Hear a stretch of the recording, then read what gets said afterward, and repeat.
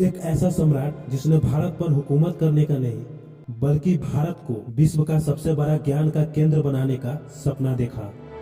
इतिहास में कुछ राजा तलवार से जाने जाते हैं और कुछ ऐसे भी होते हैं जो आने वाली पीढ़ियों के लिए किताबें दे जाते हैं। आज से लगभग 1500 साल पहले जब दुनिया में ज्यादातर हिस्सों में शिक्षा कुछ गिने चुने लोगों तक सीमित थी, तब भारत की धरती पर एक राजा बैठा था जो एक सपना देख रहा था। एक ऐसा स्थान जहां पूरी दुनिया से छात्र आए, जहां ज्ञान ही सबसे बड़ा धर्म हो। उस राजा का नाम था सम्राट कुमारगुप्त प्रथम। यह काल गुप्त वंश का था, जिसे भारत का स्वर्ण युग भी कहा जाता था। चारों ओर शांति थी, व्यापार फल फूल रहा था, कला और विज्ञान नई ऊंचाइयां छू रहे थे। इसी युग में कुमारगुप्त ने अपने पिता चंद्रगुप्त द्वितीय से एक समृद्ध साम्राज्य पाया।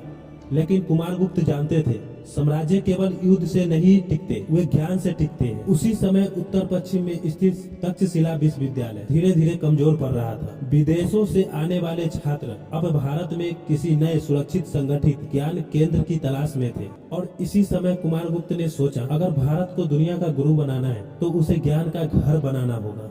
और यही बिहार की शांत भूमि पर लगभग 450 ईसा पूर्व में जन्म हुआ एक ऐसा विश्वविद्यालय का जिसका नाम था नालंदा विश्वविद्यालय। यह कोई साधारण गुरुकुल नहीं था, यहाँ था सैकड़ों कक्षाओं वाला महाविहार, दूर दूर तक फैला परिसर और एक ऐसा स्थान जहाँ राजा नहीं ज्ञान सर्वोच्च था। राज्य ने नालंदा को भूमि दी, गाँव की आय दी और संरक्षण भी दिया।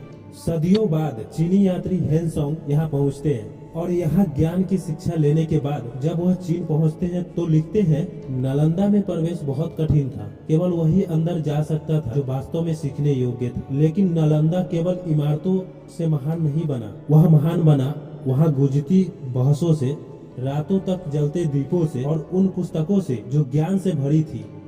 दोस्तों, नालंदा के भीतर क्या क्या होता था, इस कहानी को हम जानेंगे नालंदा विश्वविद्यालय के पार्ट 2 में।